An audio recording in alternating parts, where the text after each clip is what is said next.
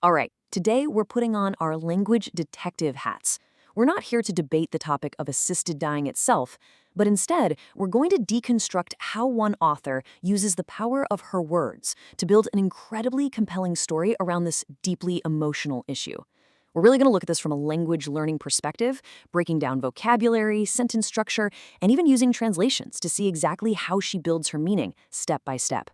Right out of the gate, the article hits you with this raw, unforgettable line, "I want you to help me die." Wow, that is a gut punch of a sentence. It immediately hooks you, dropping you right into the middle of this profound personal and professional crisis. So, how does the author get us from this raw emotional plea to a reasoned argument? Well, that's what we're here to figure out. So, here's our roadmap for today. We're going to start with the big picture, the main idea. Then we'll do a deep dive into the first and second paragraphs, pull apart a really key legal phrase, and finally, we'll wrap it all up with a look back at the sheer power of language. Okay, first up, the main idea. Before we get into the weeds, let's just make sure we all understand the core context of the author's story, so we're all on the same page. This slide is so helpful because you can see the original English right next to the Chinese translation, which really helps us catch all the nuance. The author, who's a lawyer, is basically framing her internal debate. It's a conflict between her professional skills and her personal values. She identifies as pro-choice and says she believes in bodily autonomy, and for her, assisted death is just a natural extension of that core belief. That single connection is the entire foundation for her argument. Now, let's zoom in. We're going to get really granular here and do a deep dive into that first paragraph to see exactly how she uses specific words and sentence structures to build her case. See what she does here? She doesn't just state her worries, she asks a rhetorical question. This is such a brilliant move. It pulls us, the readers, directly into her thought process. We can feel her uncertainty and the massive weight of this professional challenge. She's not just telling us she was unsure, she's making us experience that moment of doubt right there with her. Now here's a word choice that is absolutely critical: culpability. She could have just said responsibility, but she didn't. As you can see from the definition, and especially that translation, suiza, culpability is a heavy, legalistic term. It implies moral fault, blame. It shows us she's grappling not just with a legal task, but with the profound ethical weight of a human life. And here we have it, the philosophical heart of her entire argument: autonomy, or jujuchuan. This one word shifts the whole conversation. By grounding her belief in this principle, the right to self-government over your own body, she frames her decision not as an act of ending a life, but as an act of honoring an individual's most fundamental right to choose. So, how does she actually build that bridge in her writing? I mean, she doesn't just say the two ideas are connected. She presents it as this logical, almost inevitable conclusion.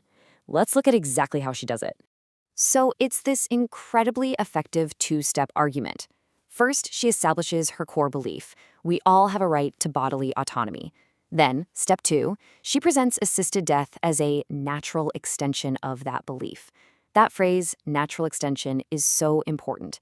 It suggests this isn't some radical jump, but a consistent, logical conclusion. It makes her position feel so reasoned and principled. All right, now we're going to move from her personal philosophy to the actual language of the law. There's one single phrase in this article that is absolutely central to the entire case. And here it is. This is the legal standard that was set by Canada's Supreme Court: grievous and irremediable medical condition. The whole case literally hinges on whether or not her client's situation meets this very specific definition. These words aren't just descriptive, they are legal hurdles that have to be cleared. This slide just illustrates the power of these words so well. Let's break it down. You start with a base, a medical condition, or 医疗状况.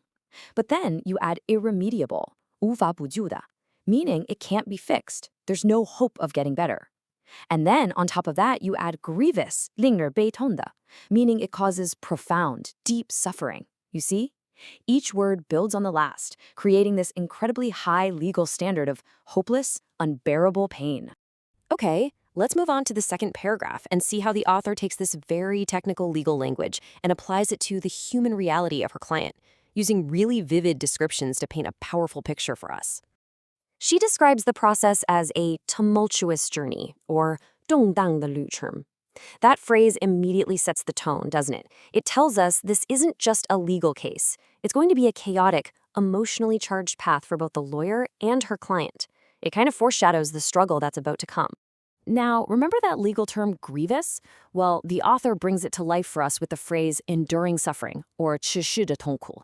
The word enduring is just so key here. It conveys this relentless, nonstop pain.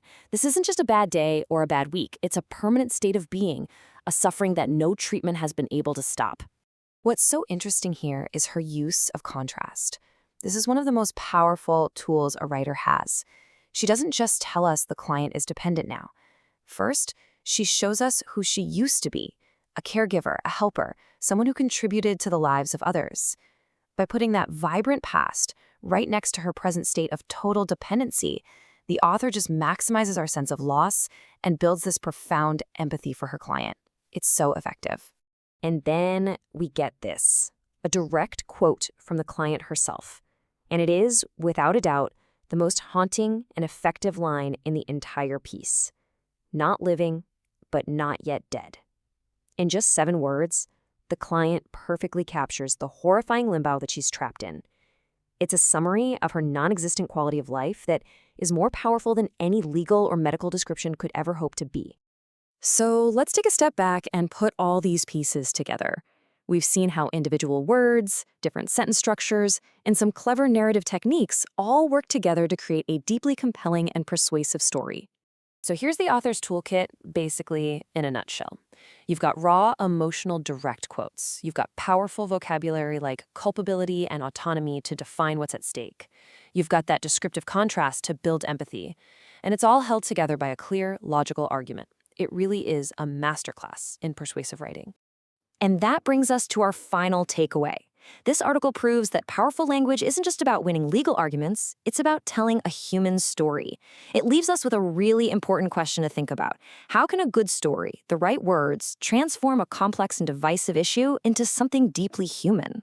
It's just a powerful reminder that behind every debate, there are people, and language is our greatest tool for telling their stories.